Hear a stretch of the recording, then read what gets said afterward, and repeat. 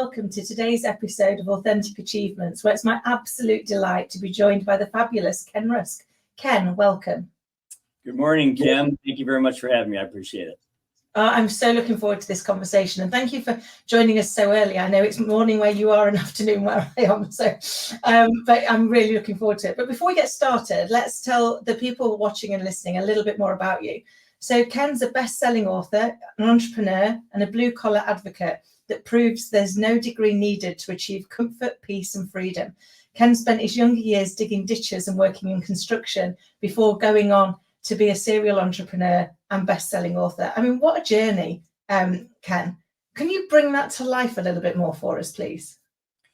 Well, yeah, I mean, quickly, when I was younger, I always had part-time jobs. My father he provided for my four brothers and I in a very small house, and he could do basic things like shelter and food and basic fun stuff. But if we wanted more than that, then we had to go out and get things for ourselves. So, I bought my first aluminum baseball bat when I was 13 years old by trading labor for that particular item. And it was just something that I got used to doing early on. So when I was 15, I wanted my first full-time job, and my high school shared a fence with an industrial park next door. And we used to cut through that hole in the fence and go to the carryout after school to hang out. Well, at some point I needed to get serious about my life. So I got my first full-time job working at this ditch digging company, which was in that industrial park. And I worked there in the summer times digging ditches. In the wintertime, I worked in the office. And when it came time for me to go to either go to college or to graduate high school, they came to me and said, we could offer you a position where we're going to open franchises around the country. And we think you're really qualified to do that because you've seen both the front and the back of the house, as they say. So I literally did that for 3 or 4 years and got tired of living out of a suitcase and then moved to Ohio. I moved to the western end of Lake Erie in a small town called Toledo, Ohio. I opened my first company in 1986 with about 6 people. And I think we have 200 today. So it's been a heck of a ride. Well, that's quite the growth story, isn't it, for that organization? But I love that whole starting young. It made me smile. I remember doing very similar. Me and my brother had paper rounds and that from the age of 11. My dad was very driven on you work for it, you want it, you work for it. You kind of, it sounds like we possibly had similar-ish methodology from those parenting, but I think it gives you such good stead in life, doesn't it? Which is to go actually plan for what you want and then take action to go and get it. And you've clearly done that again and again, and taken that control of saying, actually, well, how do I make this happen? So what does success look like for you? Success looks like, obviously, when I wrote about it in the book, it's just comfort, peace, and freedom in whatever version that is. We're not all going to try to be, rap stars or influencers or, whatever, celebrities, whatever it might be. Some of us just want to lead a really comfortable, peaceful, and free life. And so as long as you're chasing your own customized nirvana, which is what I talk about a lot in the book, as long as you're chasing whatever that is, and that makes you feel like you're the whole person that you want to be, then that's it. So success for me is looking in the mirror and saying, I'm comfortable with who I am. I'm at peace with what I've done. And I have the freedom to be spontaneous and do what I want to do in life. So that's kind of like the triple threat answer for you there. Oh, I love that. And finding your own nirvana can be quite hard, can't it? Because we're brought up in a society that tries to tell us what the nirvana should look like, and that it should look a certain way, and we should achieve it in a certain way. So how do you go about defining your own, like moving away from that norm and saying, actually, no, for me, this is what nirvana is going to look like? Well, I would say, if you stood in a crowded street corner and you asked everybody several questions. Hey, can anyone tell me what my favorite color is? Can anyone tell me what my ideal car would be for me? Can anyone tell me what my favorite vacation spot is? Can anyone tell me exactly what my favorite house might look like, or my sport, or my hobby, or my health moments, or my charity moments? Can anybody answer those questions? The answer is nobody could do that. Yeah. Nobody can answer those questions. So why are you allowing a society then to dictate how you're supposed to live your life? You and only you know the answers to all those questions. So I would say sit down, trust your instincts, trust the fact that you know what these things are and nobody else does, and then just start drawing them out and creating a puzzle or a picture of what you want your life to look like, and then just start chopping that into a little tiny pieces and steps and pathways, and then you're on your way to making it happen. Oh, I love that, because nobody does know us as well as we know ourselves, but sometimes we forget that, don't we? And we start to let other people's voice or other people's opinions become greater and more important than our own, about us, about what we're doing, about where we're going. And actually, once we have the courage to go, well, actually, I know me, I know what makes me happy, and that as long as I'm not hurting anybody else, it's okay to do the things that make me happy, and to focus on those. But I love the kind of the systematic approach that you've just shared with us. So work on what it is first, then break it down into smaller goals and steps that you can take to move you from where you are to achieving those goals. So you've really created quite a reusable strategy that people listening and watching can take on board, isn't it? Which is, it's your goal, it's your dreams, whatever it is for you, the person watching or listening. But actually, a way of achieving it is to visualize it, bring it to life, and then break it down into actionable steps. And then I guess the important bit is to then take the action, because a lot of people might do the first bit, but then not have the courage to take the action. And without that, we don't move forward, do we? Well, yeah, exactly. I mean, a lot of what I write about is, I think the word goal is a tough word for most people, because if you have a goal of something, you kind of think, well, someday that might happen for me. Okay. If I have a goal of something, well, maybe that might show up in my life somehow if I'm lucky. Well, I would rather have you replace the word goal with the word pathway. What's my pathway to this particular thing? What's my pathway to that particular thing? Because when I look at a path, I see clearly defined steps, direction, maybe something that's been forged for me before. I'm not the first one to walk this path. So I think you need to be really, really careful that you don't think of goals as something that you hope happens to you someday. A lot of us tend to lead these if-then lives. If I do this, and if I get that education, and if I get this scholarship, and then if I get this degree, or if I get this job, and then if that job pays me, then I can start living my life. I think of it in completely backwards terms from that. I want to know what your then looks like at the very beginning. Okay. Yeah. You can't build a puzzle without the box. So I want to know what the box looks like. Okay. Otherwise, it's going to be a very long journey for you to try to put that puzzle together. So if you can articulate and then draw out and allow the visual side of your brain, the most powerful side of your brain, by the way, to create this vision for yourself, then what you've done is you've put your body almost involuntarily on a path to achieve or manifest, or whatever you want to say, attract those things into your life. And we don't do that. And I don't understand, because it's free to do. It requires no training whatsoever. You already do it and you don't even know you're doing it, but yet you don't apply that same principle to life. And I think that's where the challenge lies. That's so true, isn't it? Because I think often people I meet, they're very clear on what they don't want, but they're not very clear on what they do want. So you're like, okay, so you don't want any of those things. So that's brilliant. What do you want? Where do you want to go? And I think our brains are a little bit like, I always class them as a little bit like my sat nav. The first thing you need to do with your sat nav is tell it where you're going. And the second thing you need to do is tell it where you are. Because without those two bits of information, it can't calculate the pathway for you, can it? It can't tell you what the journey is and what those obstacles are. And so kind of how you're viewing life is to go, okay, here, I'm clear on my destination. I've got the jigsaw box cover. I know the picture I'm building. And now I'm going to work on actually, what is that sat nav route that's going to take me from where I am today to deliver me to that destination? I love that psychologically, the change of that from it being if then to actually I'm in control. This is something that I'm driving, rather than giving the power elsewhere. Would that be a fair summary? Well, that's exactly right. Two things happen. Either life happens to you because you give it the power for that to happen, or you happen to life, meaning I'm going to affect every day that I'm on this planet. Sometimes people will say, hey, Kim, let's go to lunch sometime. And you're like, yeah, let's go to lunch sometime. And then you both walk away and it never happens. Okay. Somebody has to pull the calendar out and say, hey, Kim, how does next Tuesday look at noon at, such and such restaurant? Yeah. Let's do it. Brilliant. Let's have it.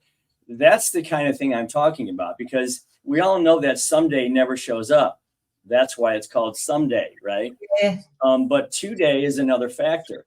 And I think, especially when you start to get beyond middle age in life, okay, you start to realize that time is probably the most important asset you're ever going to own. I mean, I have a collection of cars. I have other things that I do. I love my life. I travel. I've been very blessed. And I'm very grateful. But the time to do those things is more important than anything I'm ever going to acquire in my life. And the memories I create with those things are really the things that I get to hold on to more than anything else. Cars, boats, golf courses come and go. But the memories you create with that, the pictures you take, those are the things that really matter. So I think if I can do anything as someone that is a little past middle age, I can pass on the advice that do not waste one moment of time in your life, because you're going to find that, holy cow, did that go by fast? Yeah. And holy cow, did I worry and fret and fear and frustrate over so many things that didn't even matter in my life? And I know you hear that a lot, but it's absolutely true. I'm one of those guys who can't believe that I am where I am right now. I'm like, holy cow, where did some of that time go? But I had an absolute blast every minute of my life. I wouldn't change a thing about it. And I think that's kind of like my best ability now, is to it's incumbent upon all of us to share that type of experience with those coming up behind us, so that they can cut the learning curve down. Oh, I love that. And it's so true. And it becomes even more apparent to me now that I'm a mum. So like my little girl is coming up for 8, and I'm like, where did that go? How did we get to 8? I mean, and equally, I'm a little past middle age as well. So you get those two. And I think sometimes we've kind of got life backwards. So we plan everything for a time when we're going to retire, and we're suddenly going to have all of this time to do the things we enjoy. But by that point, our children are off with their lives doing their things, and we've missed out on that. So no, I completely agree. I think being present in the moment, and it's the one thing we can't, to your point, you can't buy more of. You can't, no matter how rich you get, you don't get to buy more time. that is the thing that is a given. And I was reading, I think it was in Stephen Bartlett's book, about the importance of being intentional in the time that you take. And he actually shares, and I've got one here actually. So he has one of these dotted around his house, and every now and again he turns it over to remind him in that hour to be really conscious of, is this really how I want to spend this hour? Are these the memories that I want to create? Are these the decisions that I'm going to be happy with, because I don't get that hour back? And it really helps from that driving you into being purposeful, which brings me to what is your mission in the world? What's your drive? Well, it started out with, I wanted to build a group of people that could all succeed together. So one of the things that I always say is, I can't get what I want, nor can my company get what it wants or needs, until all of you get what you want first. And I absolutely believe that, because companies, organizations, whatever you want to call it, they're linear creatures. There's input on the one side. In the middle, there's work, there's creation, there's product or service, and then there's revenue or sales, and then hopefully there's delivery, and then there's profits. Well, as the owner of the company, you're always at the end of that line. So why wouldn't you want everybody in front of you to win for themselves constantly? Because if they're in this environment of, I can certainly win for my own life with and through Ken's company, you're always going to win in the end. And for you to surround yourself with as many people as possible that are gaining the things that they want for their own selves, that their own lives, that we document here on the walls of our office building, then you've got something there, because now you have the power of everybody winning, and you're going to win big at the end of that game. So it's my purpose is to get up every day and make sure that all of the people in my organization are chasing or anticipating something great in their lives, and then watching them win. And then as soon as they do, okay, now what's next? And that is probably the most fun way to work. And I'll just give this piece of advice to anyone who runs a company. If you want it to be successful, become as irrelevant to it as you can personally, because then it allows you to drive the company and watch the mechanics within work. But it also allows you to get spontaneous enough to create these wins or help people create wins for themselves. And then the whole thing goes way further than you could take it yourself. Trust me on that one.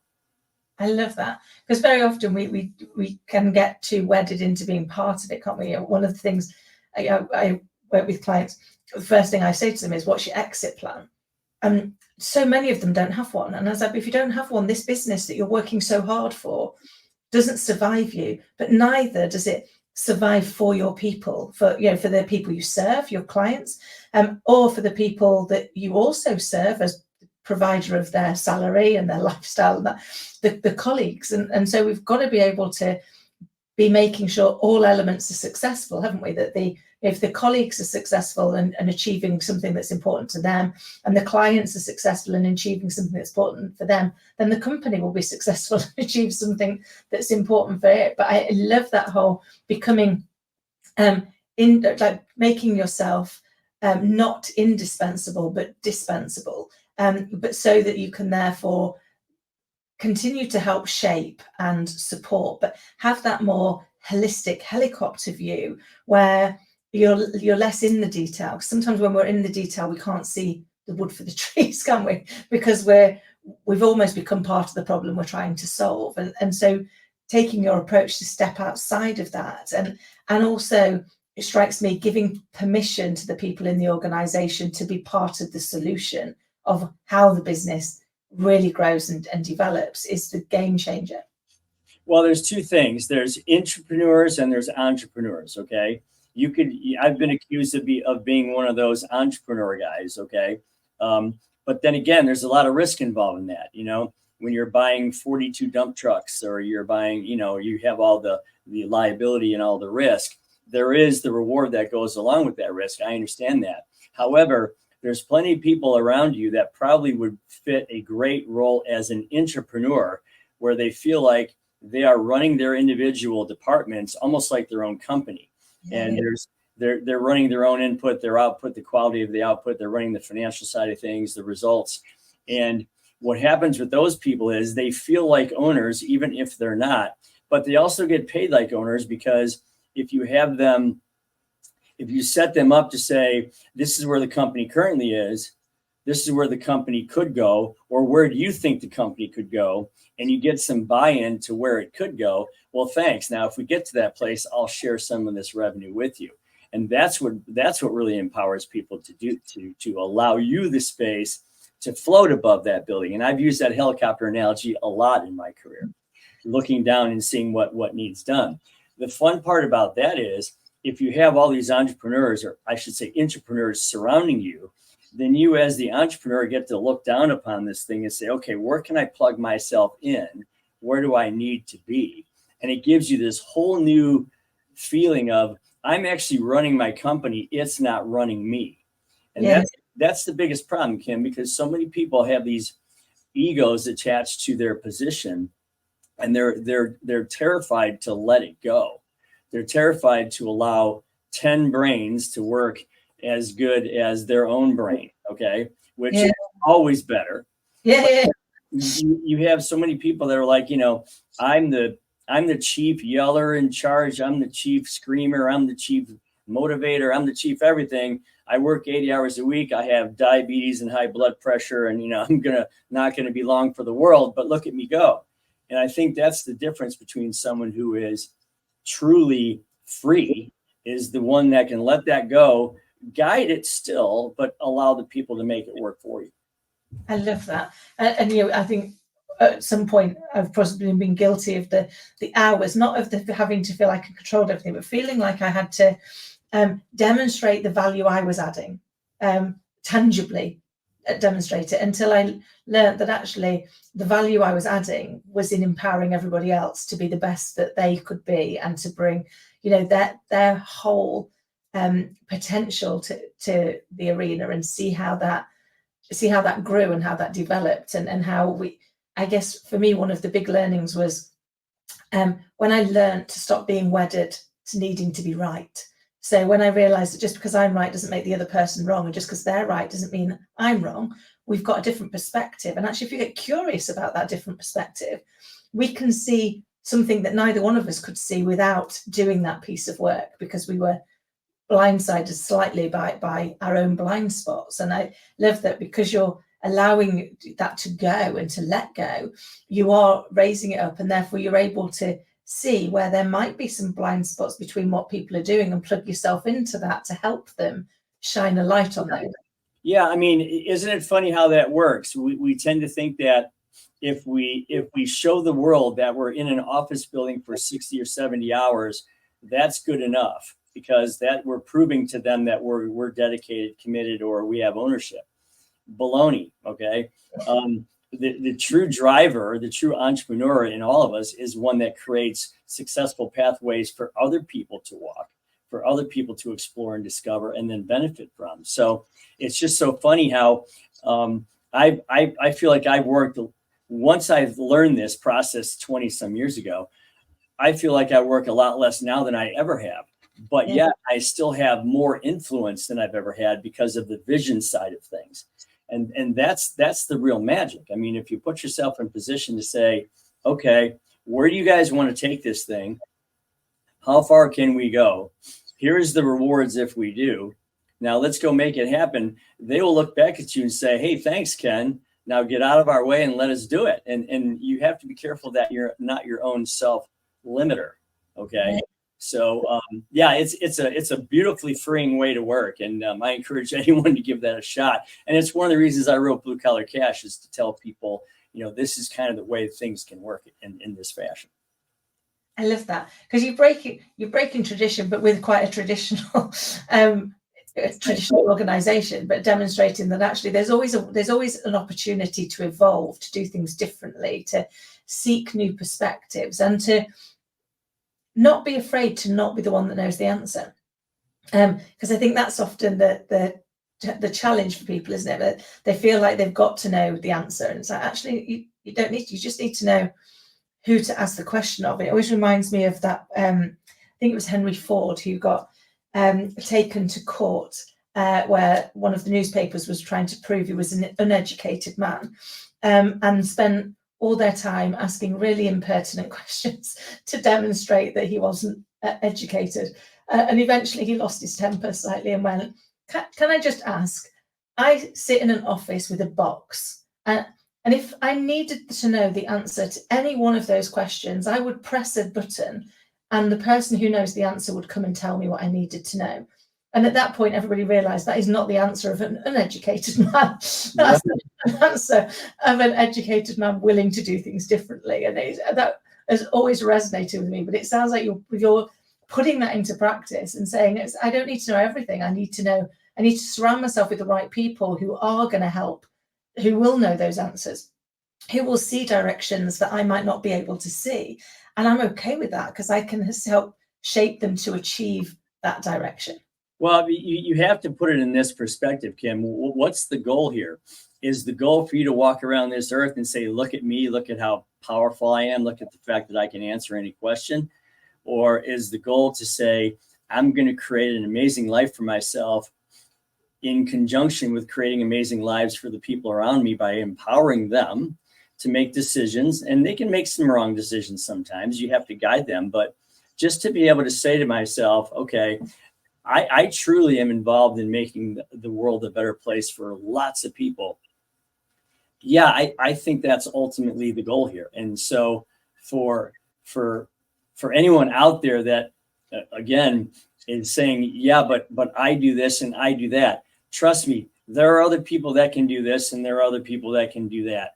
And yeah, you just got to give it a go and let go a little bit and allow that to develop.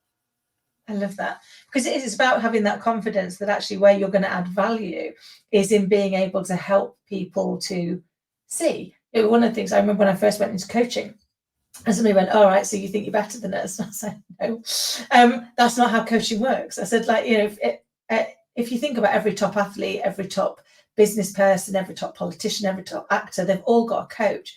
And if that person really were better, it would be their name we knew. Right. The point is, I said, what you need is somebody who can shine a light on the bits you can't see, because we have blind spots for a reason, and our people have blind spots for a reason. They can't see them. But what we can do, if we're really focused on empowering them to be their best, is we can help them to shine a light on those so that they can then find ways through them and go on and find the next lot of blind spots that they can grow and learn from. And I always think that's the greatest gift in life, is when you see somebody achieve something they didn't think was possible, that you saw in them, that you knew if they could just see what you could see, that they would. Is that something that you find happens all the time in your organization? Well, yeah, because I think everybody, you know, people think, as I said before, people say, well, you're lucky you're one of those entrepreneur guys. Well, okay, here's a piece of paper and some crayons. Okay, I want you to draw entrepreneur for me. Okay, you can't draw it because it's a concept. It's not a thing. Yeah. So, but yet, you know, the characteristics of an entrepreneur, things like persistence and resilience and faith and courage and initiative and vision and tenacity and generosity, those things all are in every one of us. We just need a reason for them to come out. And that's why I always say, I want to know, and I want to start with, why are you here? Why are you working here? What are you after? Let's get beyond you getting paid. Let's get beyond your bills. What are you looking to create for yourself? I want to know what that is, because I want to hire all of you, not just the 1/3 of you that works here 8 hours a day. I want to hire all of you. Okay. I want to know what you're after in your personal life, as much as you're willing to share, because I'm going to help you get there. And I'm only going to do about 3% of the work. You're going to do the other 90% or 7%. Trust me. But if everybody had a reason, if everyone had their why clearly defined, and I mean clearly defined, drawn in expert detail, almost like a brochure for your life, then those little characteristics come out in every one of us. And that's why I believe it is so important to get them to understand that you really do control today, tomorrow, the next day, next month. You control what your life's going to look like. All I'm going to do is help provide a vehicle for you to make that happen. I love that, because I think, you know, very often that's the bit we're lacking, is that having taken that time to provide that real clarity to ourselves on what is the life we want to create. You know, what is it that we're here to do? And you know, for me, I always start with the, you know, why am I doing the thing that I'm doing? And then my second one is, who am I doing it for? Right. Very often the who I'm doing it for will be bits for me, bits for my little girl, but knowing those two elements gives me the added oomph to go into those uncomfortable places sometimes that you've got to go to as you know, to make things happen, and to go, well, hold on, I'm doing it for the right reasons. I'm doing it because it's driving towards the why, and I know who I'm doing it for. So I am appreciating that I'm going to give positive impact to people. And that can really help. And giving that to your people, giving them that opportunity to help, to let you be part of the solution on them achieving that, must be such an empowering position that you're giving them. Well, for me, it's all about watching them cheer each other on. I mean, we have this giant black glass board in the hallway. It's huge. It's 8 feet by 8 feet.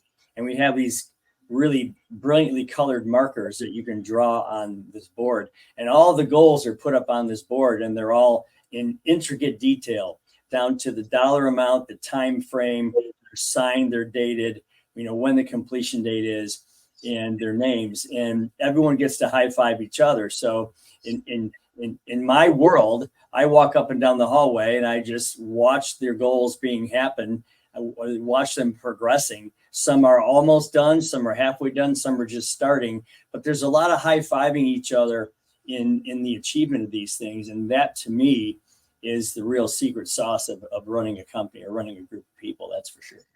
I love that, because you've got that, when I say common goal, they might have individual goals, but the common goal is that all succeed, that everybody, you rise together if you're all in it together and building that camaraderie. Ken, I could chat to you all day, but I'm very conscious of time. You've already shared such amazing insight. Could I ask you, though, if you had to go back and give your younger self a piece of advice, what would it be? Oh, there is no doubt it would be to trust that you know what's best for you. I've said that earlier. There is no doubt that we spend a lot of time, and maybe even a few, too many years, thinking, what do other people want me to be? Okay, what's the expectation for me? What does society want me to be? And that is just so backwards now. I mean, I started coaching people almost involuntarily as I grew my business, back when I was 23 years old.